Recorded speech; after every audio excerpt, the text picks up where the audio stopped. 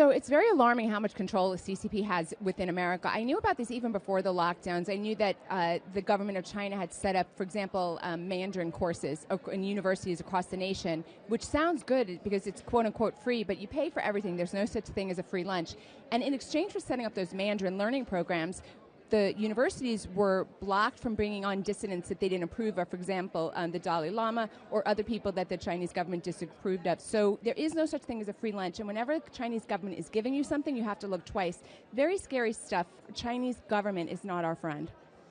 But the Chinese people is our... For sure. You know, I've got 2 sons, and they always tell me how smart the Chinese people are. And I'm like, I know. Absolutely. Well, we are the new federal state of China, and we represent a future without the CCP.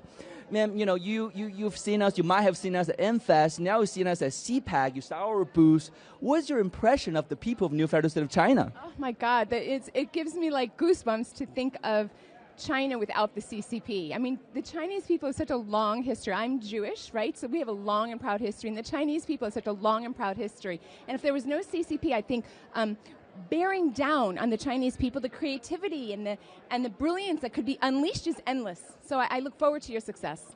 Absolutely. And last question, ma'am. You know, given that the CCP is a murderous regime, it is a regime that's actively harvesting the organs of enslaved people. Should good conscious Americans continue to do business and so that they can keep the slaves in China? Right. So if you look at the Chinese government's record on human rights, it's actually worst in the world. I think most Americans don't know that because there's been so much public relations to the opposite.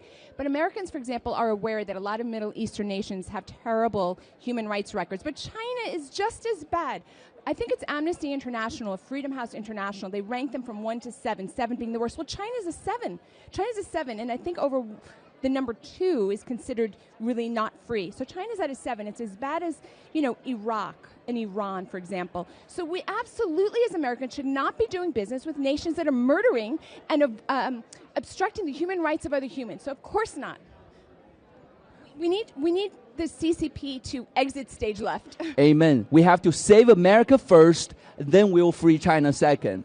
But, you know, you're spot on because history is on our side. It was only years after the U.S. Enacted an embargo on the Soviet Union that the Berlin Wall fell and with it the Soviet regime. And I have zero doubt, given that we have had 5,000 years of Chinese history without the CCP, that we'll do just as fine without the communists. That's right. And again, I want to encourage all the Chinese people. You have a long, strong, proud, beautiful culture, beautiful tradition. And one day you will shake off the CCP, God willing, with America's help.